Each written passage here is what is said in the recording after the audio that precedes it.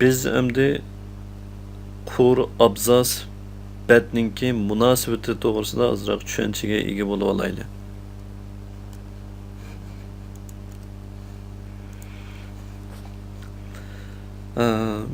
Bu hujjatimizda ko'ringanga o'xshash biz odatda mazmunni bir betning ichiga yozamiz. Ya'ni men buni kichikiltib ko'rsatay.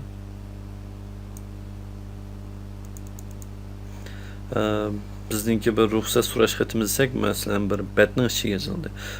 Uzunroq maqola yoki kitob bir narsa bo'lsa, buni aytib ko'p bet bo'lishi mumkin. Endi Wordda biz betni ayrim qo'shishning hojati yo'q. Biz bir hujjat qurilgan vaqtida bu bir betlik bo'lib quriladi. Tekstni yozib, bir bet to'shgandan keyin ikkinchi bet avtomatik qo'shiladi. İkinci bet olsa üçüncü bet avtomatik qo'shiladi. Navada tekstni o'chirib o'tib yoki xatni kichikitib buni ozlatsak, bet o'zi avtomatik qisqaraydi.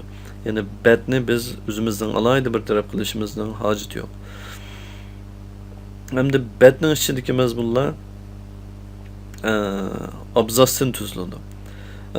Hamda bu yerdagi abzas degan gap bizningki normalni qog'oz kitoblarimizdagi abzasdan ozroq farqlanadi. Kitaplarda abzas ma'lum bir bo'lak, ya'ni bir qancha jumladan tuzilgan bo'lakni ko'rsatadi. Bir abzasda bir qancha qurlar bo'lishi mumkin. Hamda bu Wordda bo'lsa, bizningki bir abzasimiz bir qurdan tuziladi. Bu haqiqiy qur. Ondan buning ichida ya'ni bir abzas mazmunimiz mavhum qurlarga bo'linadi. Ya'ni bu yerda haqiqiy qur va mavhum qurba. Ya'ni masalan biz bu yerda bugun degan abzasni boshladik, so'rayman degan yerda tugidi, bu yerda interni bosib, ostiga yangidan bir qurni tushadi. Ya'ni bu yerda haqiqiy bir qur bilan bir abzas tugidi. Lekin biz ko'ringan vaqtda bu yerda 4 qur ulab ko'rindi.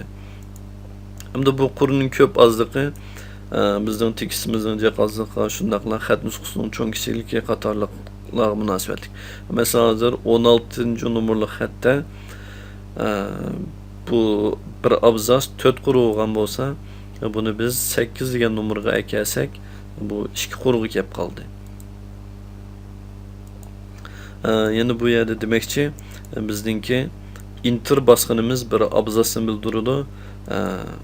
Bunun ichidagi mazmunlarning ko'p ozligi asosan ondan qurlar chiqadi.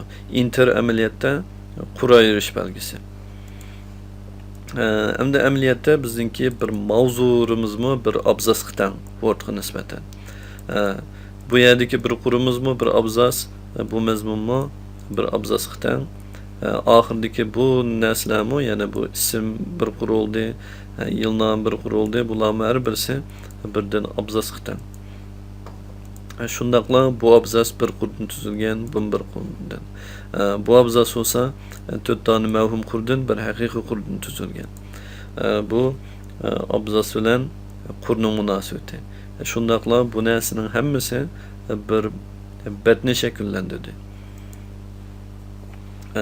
Ya'ni biz tekst ko'rgizganda shunga diqqat qilishimiz kerak.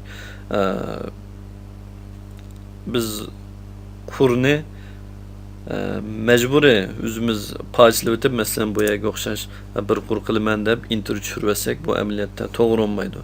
Chunki bu hammasi bir abzas, buni mecburi qurg'i bilishga bo'lmaydi.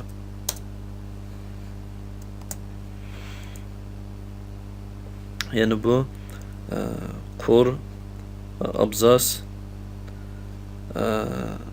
betning munosabati.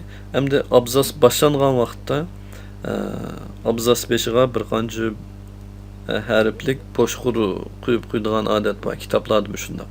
Ya'ni bu abzasning boshlanganligini bildirdi. Masalan 1 2 3 4 4 qur qo'ydim. 4 tane bo'shliq qolib qo'ydim. 4 harflik o'rin.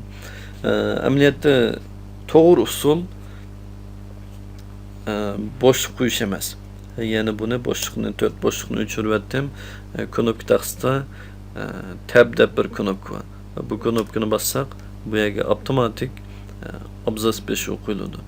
Bu amaliyotda bir harfliklam o'rin egallaydi, yana saqlangan vaqtda 4 harflik emas.